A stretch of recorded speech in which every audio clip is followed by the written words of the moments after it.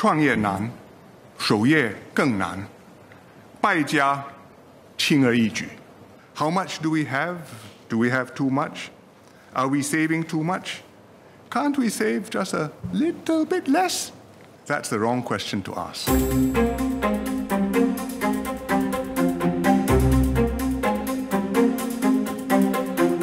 It is a misconception that when it comes to our reserves, there is such a number, say X billion dollars, that is enough. Then you have more than X billion in the reserves, we have too much. You have less than X billion in the reserves, we have too little. If we find ourselves at war, like Ukraine, how much is enough? Mr. Speaker, there's no sensible answer to this question. We can never say for sure how much is enough because we don't know what kind of crisis we will face in the future or how our investments will fare. But that doesn't mean that we should mindlessly save every dollar we earn without regard for present needs. We draw on half the investment returns to supplement our budget every year. The rest we touch only in times of exceptional need or during crisis with special permission from the President.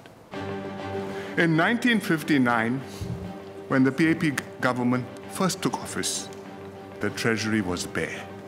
It was only by the early 1980s, after 2 decades of nation building, that we had started to accumulate a nest egg of reserves.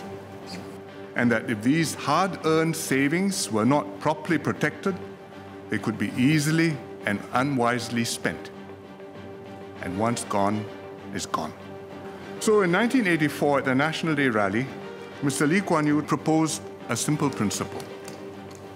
If a government wants to spend, it must first raise the money, whether by raising taxes or by making shrewd investments, but not by drawing down on the past reserves that it had inherited. Our first priority was to keep the capital sums in the reserves safe, that the income from the reserves would be the interest and dividends that we earned on our investments. And we call this net investment income, NII. Later, when Mr. Ong Teng Cheong was elected president, he questioned this rule. He asked, why do we allow ourselves to spend 100% of NII? He argued correctly, we split the difference between now and the future.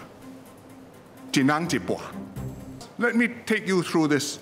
Let's assume a long-term expected real return of 4%. It's roughly that. You can see it from GIC's numbers. The 50-50 rule means we spend 2%, we save 2%. The reserves will be growing about 2% per year. The GDP will be growing about 2% per year. The balance is the same every year. It's not getting bigger and bigger, more and more reserves, while the GDP languishes. The contribution to our budget, NIRC, will be about the same every year, about 3.5%. If I keep on doing this, I will keep on being able to do this and spending 3.5% from the reserves every year, saving me a doubling of the GST. I think that's a good thing. Our forefathers who put aside the surpluses which grew into the reserves were much less well off than us. To put it bluntly, much poorer than us. They still put savings aside so that we can enjoy this resource today. We are beneficiaries of our forefathers' sacrifice and vision. But we are also trustees protecting this inheritance for future generations. It is not just for us, and we have a responsibility to our children and grandchildren. This is the ethos and the compact which generations of Singaporeans have forged, and it is one that, in fact, has been upheld across the aisle in this House.